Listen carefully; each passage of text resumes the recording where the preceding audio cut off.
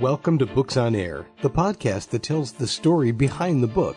It includes insights from authors about how they compose their work, what inspires them, and what they hope you'll take away from their book.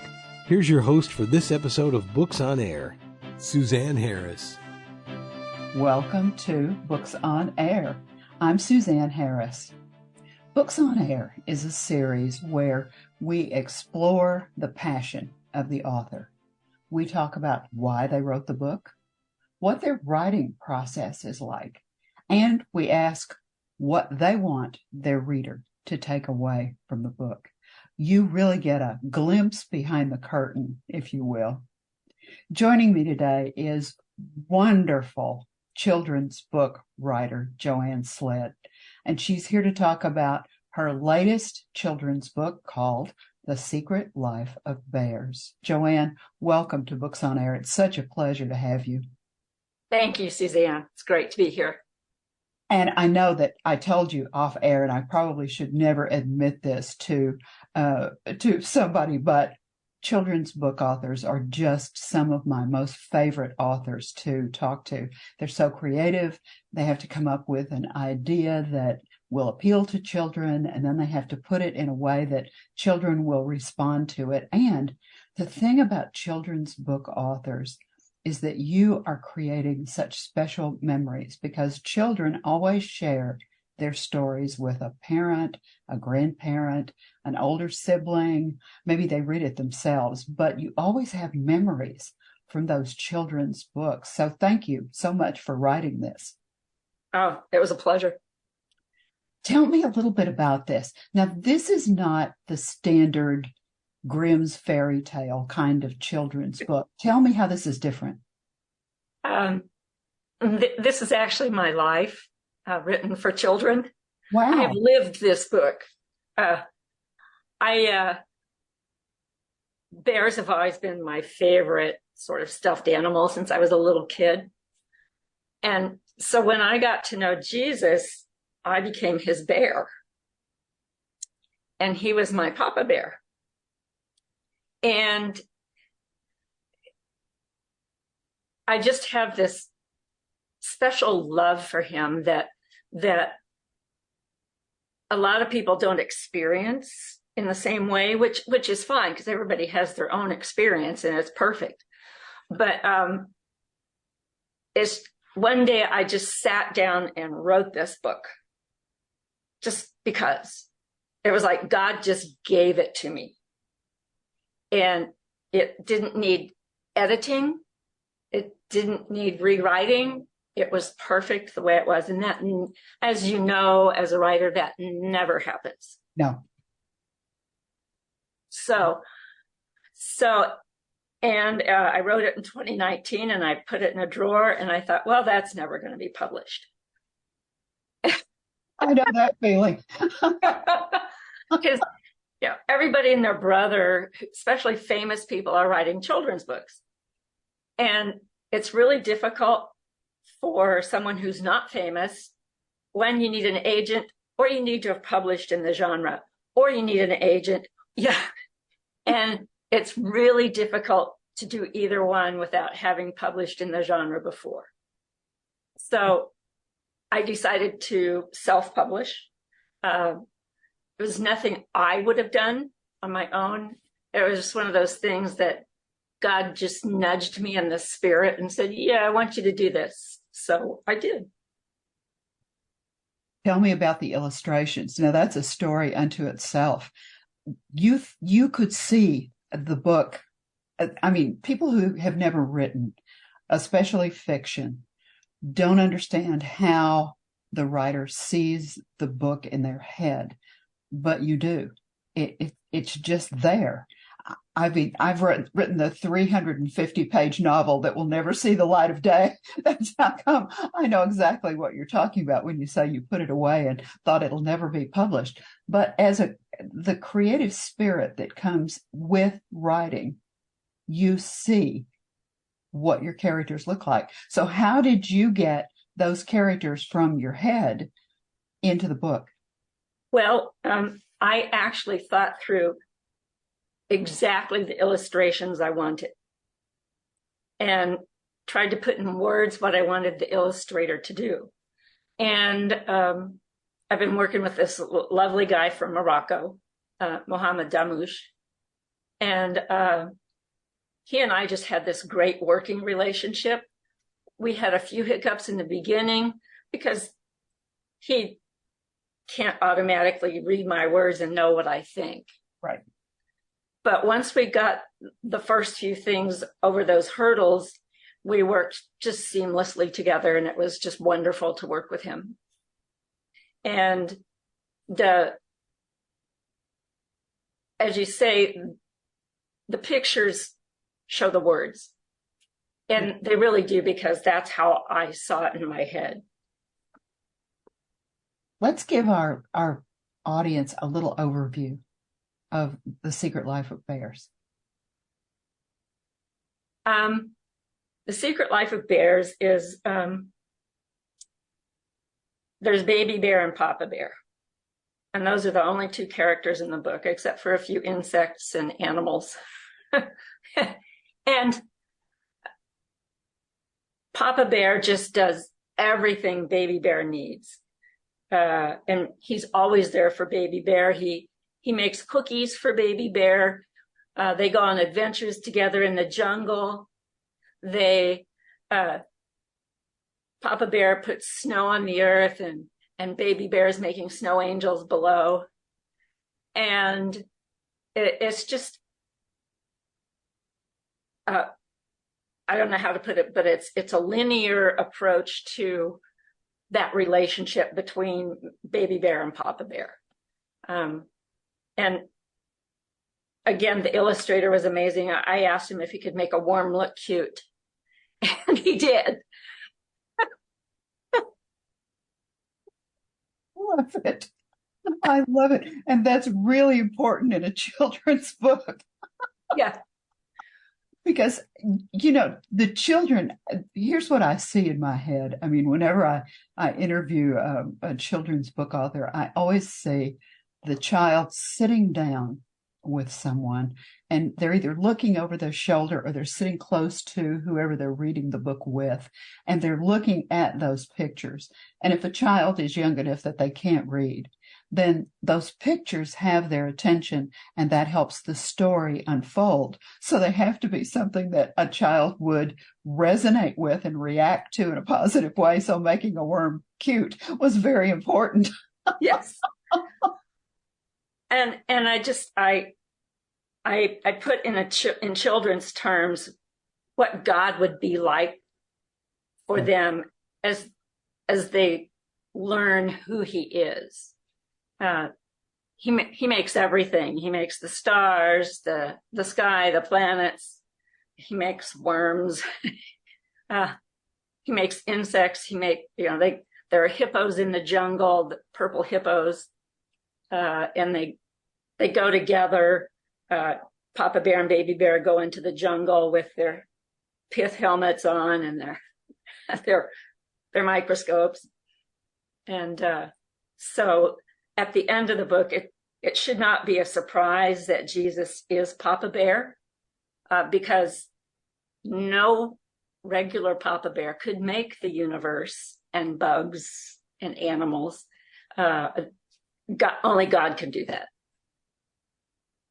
Do I hear part of your travels that you have done as part of your job in this book? Because I know you spent a great deal of time in Africa and kind of all over the world. Yeah.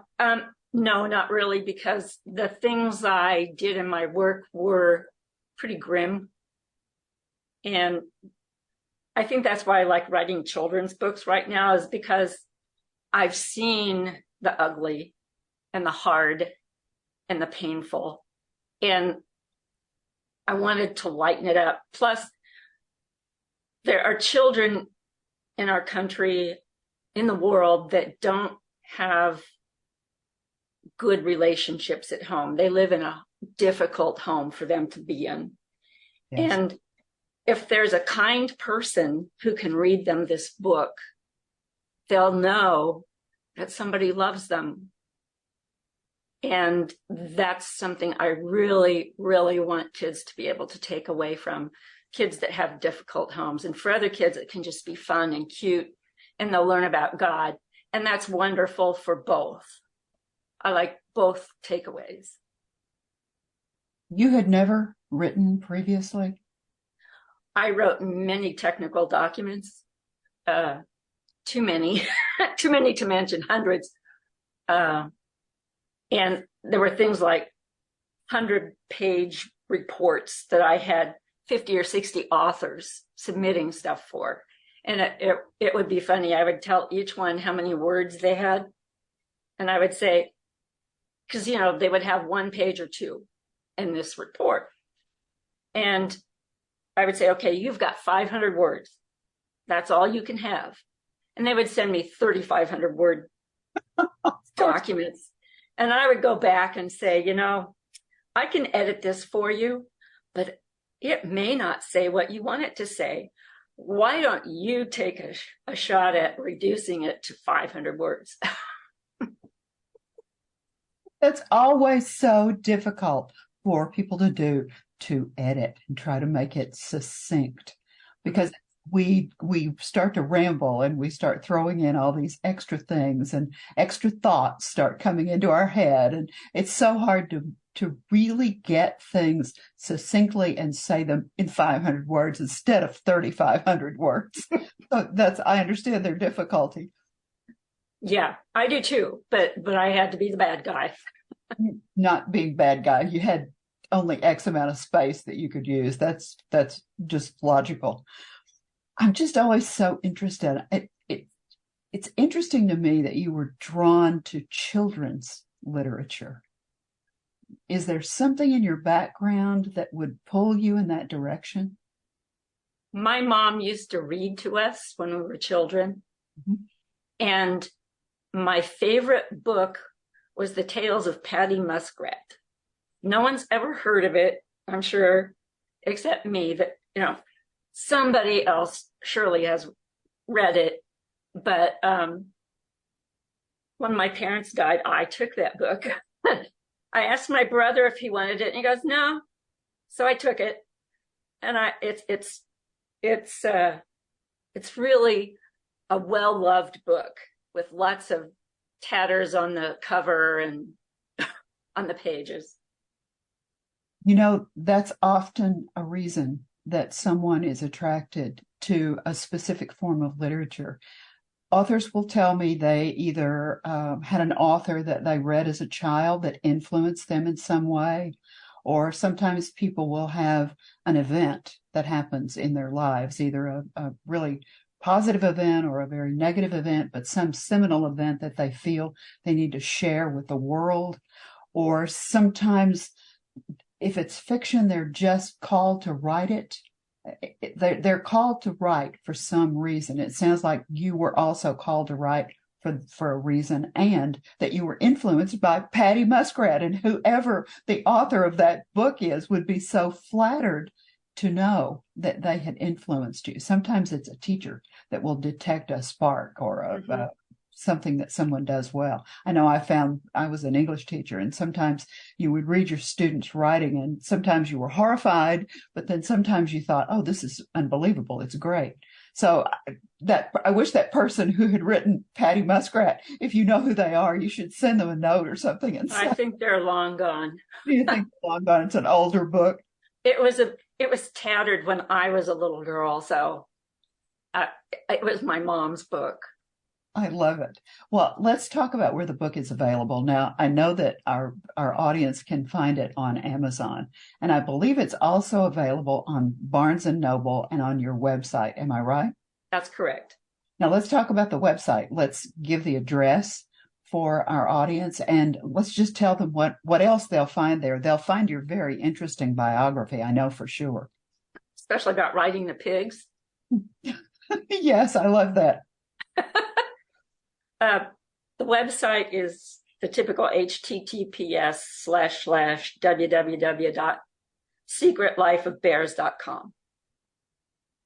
And you're right, my bio is there, and it does talk about me and my brother riding pigs when they were all muddy and we got all muddy and Mom was not happy. I can only imagine. I think she hosed us off outside. Oh, So my bio's there. It talks about various things like the menagerie of animals we had, and we had this little herd of cats, like 30 cats at one point, lived outside to eat the rats and mice. And I can't remember if I wrote about my work overseas at all. I probably mentioned it. you did. But I like to leave the grim part of it unmentioned.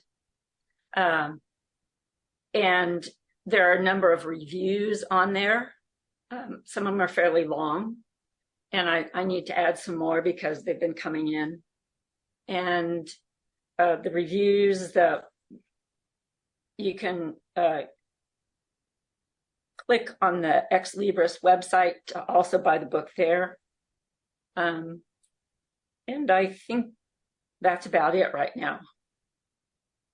Websites are usually works in progress. They're always adding things. I think you have a blog on there as well. Just no blog yet, just a blog spot. Yeah. That's one that's sort of in progress. Yes. I've had to focus on marketing, and I can only do so much at a time, but we've got marketing for Christmas already moving forward. So I think I can relax on that now and work on the website. And yeah. Let's go ahead and talk about marketing, because we'll get to social media. Now you're on Facebook, you're on what else? What other social media platforms? LinkedIn and Instagram. Now, how do they find you on those social media platforms? They can just type in my name and search. Well, let me go ahead and give the full title of the book, and let me spell your name for them, because they might not, the way I pronounce it and the way it's spelled may not be exactly the same. The Secret Life of Bears is the title of Joann's book, and it's by Joann, Joann. Slead is spelled Slead, right, Joann? That's correct. So when you go to Amazon, you'll look for Joann Slead, and when you or The Secret Life of Bears, or The Secret Life of Bears, and then when you look on her website, you'll be able to see that that's the way her name is spelled. What would you like for the reader and the child to take away from the book when they sit down and they start to read the book? This is a children's book. They may read it more than once, they may read it several times, but when they close that back page, that back cover, for one of the last times, perhaps the first time they read it, what do you really want them to leave with? What thoughts? I want them to know that they can have fun with God. Most kids don't know that. God is kind of boring in church.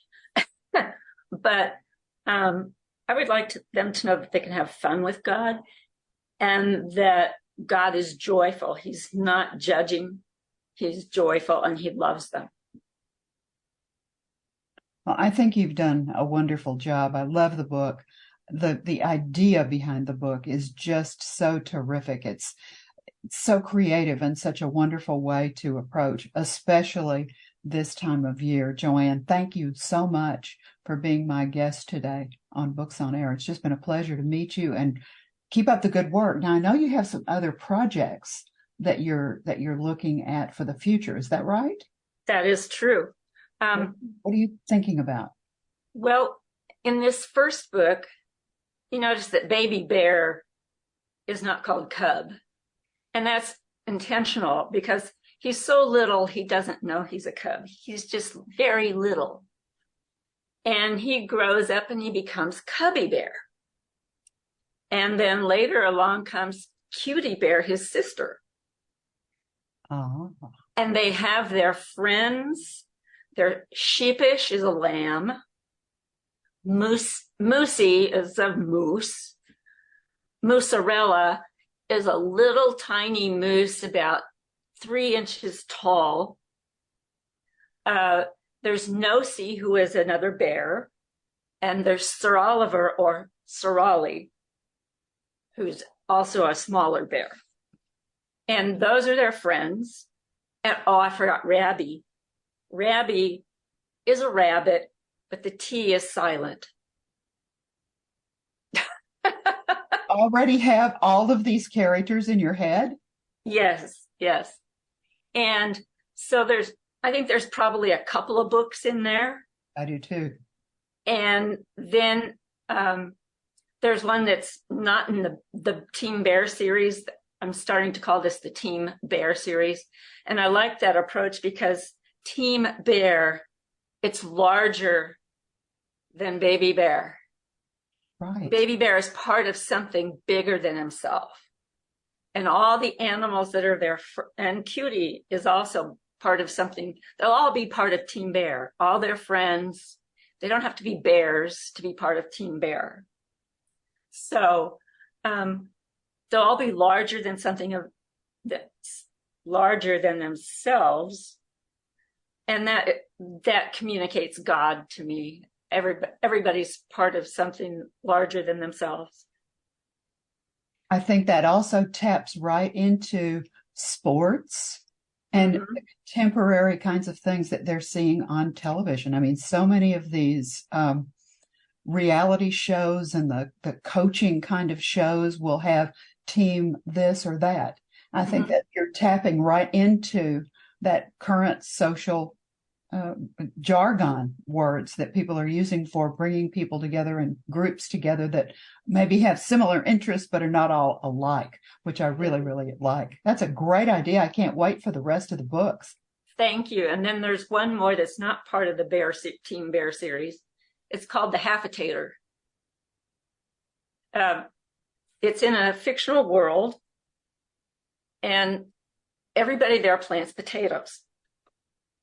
And they have to dig them by hand with a potato fork or a spade and shake off the dirt and take them back home and sell what they can at market. Well, somebody comes up with a machine that's supposed to dig up all the potatoes in a field. It's flawed, however. It only digs out every other potato. So it's called the Half-A-Tater.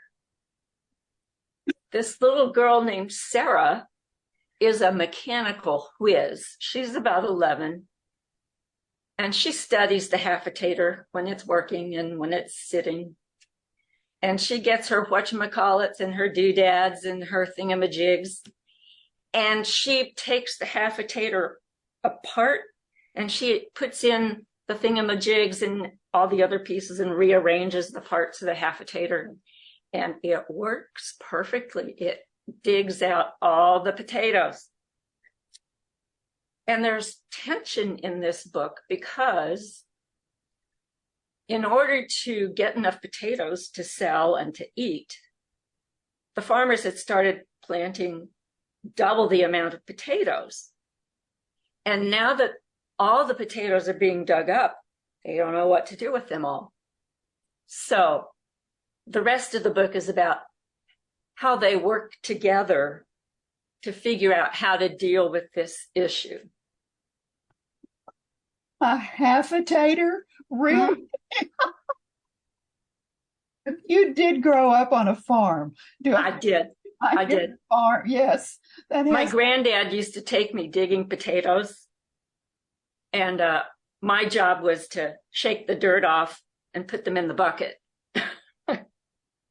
My grandfather used to have a garden, and he would take me out into the garden, and I have those wonderful childhood memories of potatoes, just magic coming out of the ground, you know? I know, it looked like dried weeds they were digging up. It was amazing. And the corn, I mean, it just seemed to go on forever, and you'd walk and look up at those corn. And I'd get lost. Yes. Yeah. It was amazing. I have those wonderful memories too. So when you started talking about a Half-A-Tater, I immediately saw my grandfather digging up those potatoes. Oh, see, Joann, see what you did? You brought back a wonderful childhood memory for me. And that's Thank what you. you will be creating with your wonderful children's book. And there may be one more book called Finn's Camel. Finn McCool, and this is a true, there's no such thing as a true myth. This is an actual Irish myth that Finn McCool was an Irish giant. And this is not part of the myth. They're on the north shore of Northern Ireland in Antrim County. There's what looks like a huge camel laying down on the shore. And that's right near where Finn McCool's cabin was supposed to be. And that's right near the Giant's Causeway where he walked over to Scotland. And so I think I might write about Finn's camel, because Finn got the camel because he got tired of walking all around the island to make sure everything was okay. Where do your ideas come from? Do they just come to you? Some came to me when I was listening to your podcasts. Some when I'm listening to other podcasts. And with the camel, I actually have a picture of it, a photograph. Interesting. Do you see the characters in your head, right? Not immediately. I see them more in words, but once I start working with the words and thinking it through and listening to other ideas, it's like, oh, that really works. I mean, like, well, Rabby's always been Rabby because the T is silent. But, yeah, I see them, and I work with the words both. I'm visual and verbal. Yeah, it's a very interesting process, this whole writing idea. Joann, you're delightful. Thank you. I've enjoyed this so much. I can't tell you. I can't wait for the other books. Hurry up and write them. Hopefully, I will do my best. Hopefully you'll come back and we'll chat again. Thank you. I would love to. You're a delight too. Thank you very much. And we want to thank you for being with us today. I'm Suzanne Harris, and you can find this podcast on Apple, Spotify, iHeartRadio, as well as on the webtalkradio.net platform. Remember, keep reading, keep writing, and keep telling your stories. Thank you so much for joining us today.